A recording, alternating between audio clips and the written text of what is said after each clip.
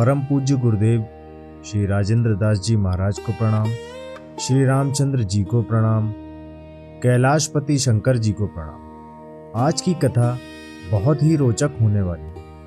आज की कथा में आप जानेंगे कि किन लोगों की शीत प्रसादी गलती से भी अगर आपने ले ली तो आपके सारे पाप खत्म हो जाएंगे और आप सिद्ध हो जाएंगे। आज की इस कथा में आपको ऐसी ही कुछ सत्य घटनाओं के बारे में बताएंगे। यह कथा मैंने परम पूज्य गुरुदेव श्री राजेंद्र दास जी महाराज जी के श्री मुख से सुनी थी, जो आज मैं आप लोगों को सुनाने जा रहा हूँ। बहुत ध्यान से सुनिएगा, बहुत ही रोचक घटना है। पहली बात तो ये कि जूठन क्यों नहीं खाना चाहिए। बड़ी साधारण सी बात है।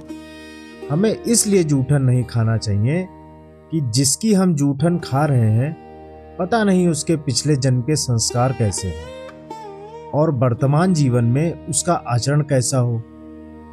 पता नहीं कैसी सोच हो, कैसा चिंतन हो, कैसा विचार हो और शरीर में पता नहीं कौन सी बीमारी हो।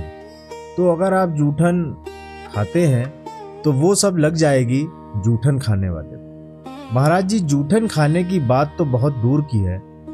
किसी पापी मनुष्य के द्वारा स्पर्श किया हुआ पदार्थ खाने से बुद्धि बिगड़ जाती है, छूने से बुद्धि बिगड़ जाती है। किसी के आसन या बिस्तर पर बैठने से, लेटने से, उसके वस्त्रों का उपयोग करने से आपकी बुद्धि बदल जाती है। इसलिए पुराने संत महात्मा आसन और वासन की पवित्रता रखते हैं, क्योंकि उनको तो हर समय भजन करना है, हर समय साधु पवित्र है। परम पूज्य गुरुदेव पहाड़ी बाबा कहते थे, बच्चा, ये पंडितों का अर्थ नहीं है, ये साधुओं का अर्थ है। विषयों से तर वो बिस्तर होता है और जिस पर भजन किया जाए वह आसन होता है। साधु का बिस्तर नहीं होता है, साधु का आसन होता है और गृहस्थ लोगों का बिस्तर होता है। और आसन की पवित्रता बनी रहनी चाहिए। स्पर्श का प्रभाव भी होता है, स्थान का प्रभाव होता है, तो जूठन का प्रभाव क्यों नहीं होगा।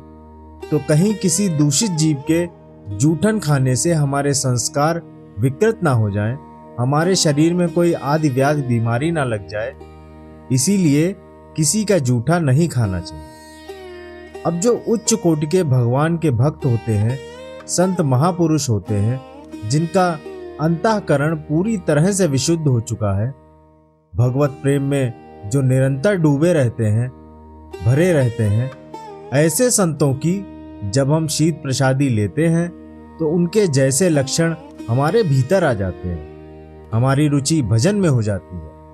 आपको एक घटना सुनाते हैं, वृंदावन की घटना है। एक महापुरुष मिले, एक संत की सच्ची घटना है। तो पता नहीं कौन से महापुरुष होंगे, ये निधिवन राज की बात है। तो वे महापुरुष एक मिश्री का टुकड़ा चूस रहे थे। मिश्री चूसते चूसते उन महापुरुष ने मिश्री का टुकड़ा निकाला और एक संत जो उनके साथ में बैठे थे उनको दे दिया। तो उन्होंने मिश्री जैसे ही मुंह में रखी तो उनके सामने तत्काल संसार गायब हो गया। और जब तक मिश्री मुख में रही तब तक राधा जी, कृष्ण जी और सिद्ध पुरुषों का दर्शन होता रहा। यह सच्ची घटना है वृंदावन की, इसको कोई कल्पना मत समझिएगा। एक और घटना सुनिए।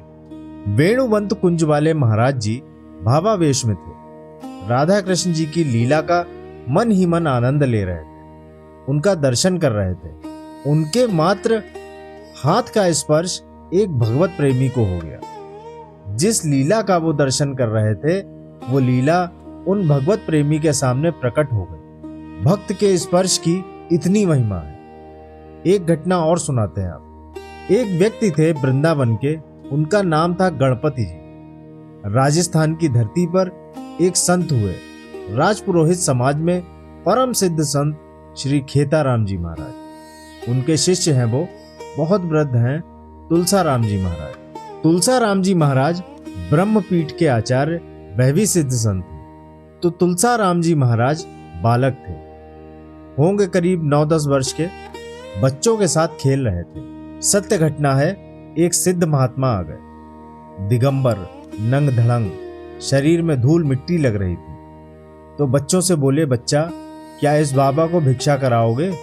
तो जो और बच्चे थे वो डर गए उन महात्मा को देखकर, उनका स्वरूप देखकर। ये भी छोटे बालक थे, लेकिन ये नहीं डरे और श्रद्धा पूर्वक उनके पास गए, प्रणाम किया और बोले, हाँ बाबा कराएंगे। भिक्षा क्या खाएंगे? बोले, छाछ राबड़ी, राजस्थान में वही होता है। तो वे घर गए और बोले, एक बाबा जी भूखे हैं, छाछ राबड़ी मांग रहे हैं। राजस्थान की छाछ राबड़ी अलग होती है, एक प्रकार की दलिया होती है, बाजरे की दलिया। तो वो एक बर्तन में छाछ राबड़ी ले आए और उनके पात्र में डाल दिया। महात्मा ने छाछ में मिला करके छाछ राबड़ी पाई।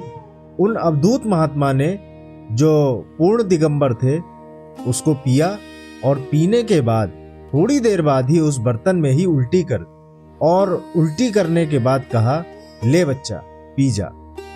अरे महाराज, जूठा खाने में भी कई लोगों को दिक्कत होती है, संकोच होता है, और कोई पी ले और फिर उलट दे और पीने को कहे तो ये कितना कठिन होगा।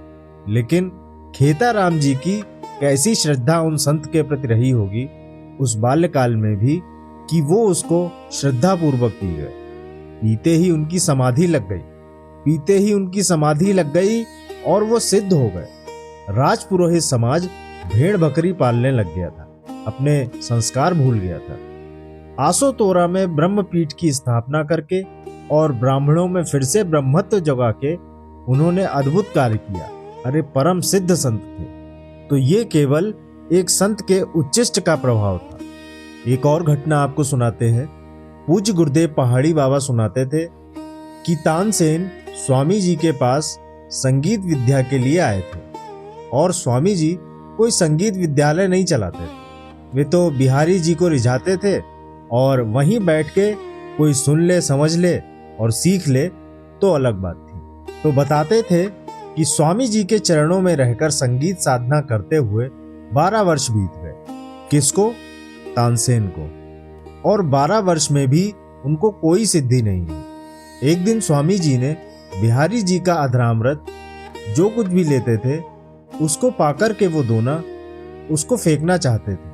तो तानसेन ने हाथ आगे बढ़ा दिए और तानसेन की श्रद्धा को देखकर उन्होंने वो दोना उनको दे दिया और उस दोने में एक आधा कण मात्र ही प्रसाद का लगा होगा। और श्रद्धा पूर्वक तानसेन जी उस दोने को चबा चबा करके खा गए। स्वामी जी ने अपने बड़े बड़े नेत्रों से देखा और तनिक मुस्कुरा भर दिए। बस इतने मात्र से सारी राग रागनी उनको सिद्ध हुई। एक और घटना है, श्री रामानुजाचार्य जी के जीवन की घटना है। वह अपने जिन गुरु यादव प्रकाश जी के विद्यालय में पढ़ते थे। यादव प्रकाश आचार्य बहुत बड़े विद्वान थे। जिस दक्षिण के राजा के राज्य में उनका विद्यालय संचालित था, सारी व्यवस्था राजा की ओर से प्राप्त होती थी उस विद्यालय को। उस राजा की कन्या को ब्रह्म राक्षस लग गया और वो किसी तंत्र मंत्र झाड़ फूक से भी ठीक नहीं हो रहा था। तो राजा ने यादव प्रकाश जी से निवेदन किया कि इसको आप किसी भी प्रकार से ठीक कर दो। तो राजा के आग्रह पर यादव प्रकाश जी आए। बड़े उच्च कोटि के विद्वान तो थे ही, तंत्र मंत्र सब जानते थे। तो वो कुछ इलाज करने लगे, भूत प्रेत भगाने वाला। सोई वो ब्रह्म राक्षस से ग्रसित वो कन्या बोली, हे मूर्ख, अल्प शक्ति वाला, तू क्या मुझे भगाएगा? तू मुझे नहीं भगा सकता। क्यों? क्योंकि तू ना तो मेरे जितना पंडित है और ना ही मेरे जितना विद्वान है, और तू तो इसी जन्म में ब्राह्मण हुआ है। मैं तो 7 जन्मों से ब्राह्मण होता चला आ रहा हूँ, शास्त्रों का मर्मज्ञ विद्वान होता चला आ रहा हूँ, अब प्रेत योनि में पड़ा हुआ हूँ।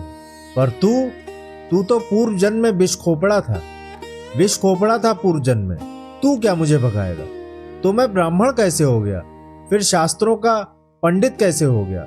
तो बताया कि एक सिद्ध संत ने अपने ठाकुर जी की सेवा करके और भगवान को भोग करा करके कुछ पाया और दोना फेंक दिया, और उस दोने को तूने चाट लिया और उसके कुछ समय के बाद तेरी मृत्यु हो गई। उसी संत का शीत प्रसाद तेरे मुख में चला गया। इस वजह से तेरे सारे पाप नष्ट हो गए और पवित्र विप्र कुल में तेरा जन्म हो गया। पर मैं तो 7 जन्मों का ब्राह्मण हूँ। पूछा तो इस जन्म में प्रेत कैसे हो गए? मुक्त क्यों नहीं हुए? तो उस प्रेत ने कहा, यही तो बात है, ब्राह्मणत्व और पांडित्य के अभिमान में भूलकर मैंने हरि के भक्तों का तिरस्कार किया, उनका अपमान किया, और इसी पाप के कारण मुझे ब्रह्म राक्षस बनना पड़ा। तो इसको क्यों पकड़ा है? इस लड़की का क्या दोष है? छोड़ दो इसको। बोला, नहीं छोड़ सकता, मैं उद्धार के लिए आया हूं। तो उन्होंने पूछा कि तुम झाड़ फूक से तो जाने वाले नहीं, झाड़ फूक से तो तुम्हारा उद्धार होगा नहीं, तो कैसे जाओगे? कैसे मुक्ति मिलेगी तुम्हें? तुम ही बताओ। तो उसने कहा, तुम्हारे विद्यालय में एक बटुक है, उसका नाम रामानुज है। यदि उसका उच्चिष्ट मिल जाए और चरणामृत मिल जाए तो मेरा उद्धार हो जाए। तो उस बालक का चरणामृत और उच्चिष्ट दिया गया, प्रसाद दिया गया। वह प्रेत योनि से तत्काल मुक्त हो गया और बोला, मैं विमान में बैठकर बैकुंठ जा रहा हूं। तो संत शीत प्रसादी की अनंत महिमा है। एक घटना और सुनाता हूं आपको। एक ब्रजवासी बालक था वृंदावन का। वह नित्य नियम से सुदामा कुटी में आता था और पूज्य गुरुदेव भक्तमाल जी की जूठन को नियम से लेने आता था और सवेरे से कुछ खाता पीता भी नहीं था। और जब महाराज जी दोपहर में कुछ पाते तो उनके पत्तल का, थाली का कुछ प्रसाद लेकर के तब वह घर जाकर के भोजन करता था। वहां आश्रम में कभी भोजन नहीं करता था, प्रसाद लेकर के घर जाकर के ही भोजन करता था। ये उसका रोज का नियम था, रोज कथा सुनने आना और प्रसाद लेना। अब जो सुनार था, जिसका वो बालक था, एक ही बालक था उसका। अब वो विवाह के योग्य हो गया था, लेकिन वो बोला, मैं तो विवाह करूंगा नहीं। तो बोले, तुम अकेले हो हमारे। बालक बोला, अकेले हैं तो क्या हुआ, आपको छोड़ के थोड़े ना चले जाएंगे। जब तक जिंदा हो आप लोगों की सेवा करूंगा, लेकिन ब्याह नहीं करूंगा। मैं भजन करूंगा, ब्याह नहीं करूंगा, और ज्यादा अगर परेशान करोगे तो भाग जाऊंगा। तो माँ बाप उसको लेकर के महाराज जी के पास आए, भक्तमाली जी महाराज के पास, और महाराज जी से बोले, महाराज जी 10-5 होते तो एक आपको दे देते, एक ही बालक है। महाराज चला जाएगा तो हमारा क्या होगा बुढ़ापे में? ब्याह के लिए भी मना कर रहा है। तो महाराज जी बोले, जब तक हमारी जूठन खाता रहेगा तब तक यह विवाह के लिए मना ही करता रहे। तुम इसका यहाँ आना जाना बंद करा दो, जूठन खाना बंद करा दो, तो तुरंत ब्याह की इच्छा उत्पन्न हो जाएगी। ये बात महाराज जी ने हंसते हुए कही। किसी वजह से किसी रिश्तेदारी में उसको अपने माँ बाप के साथ जाना पड़ गया और कुछ दिनों के लिए महाराज जी की जूठन छूट गई। और फिर एक दिन वो अपने आप बोला कि पिताजी, अब जहां आपकी इच्छा हो हमारा ब्याह करा सकते हो। तो बोलो वृंदावन बिहारी लाल की जय। बहुत महिमा है संत प्रसाद, भगवत चरणामृत की। कितना गुणगान किया जाए महिमा की, जितनी महिमा गाई जाए उतना कम है। तो आज की कथा को यहीं समाप्त करते हैं, और कथा पसंद आई हो तो लाइक करें, चैनल को सब्सक्राइब करें और आपके अपनों में शेयर भी करें, और बेल आइकन दबाना बिल्कुल ना भूलें। गुरुदेव कृपा करें, राम जी कृपा करें, हनुमान जी कृपा करें। आप सभी स्वस्थ रहें, भोलेनाथ जी कृपा करें। आपसे फिर मुलाकात होगी सत्य घटना पर आधारित एक नई सत्य कथा के साथ। तब तक के लिए हर हर महादेव।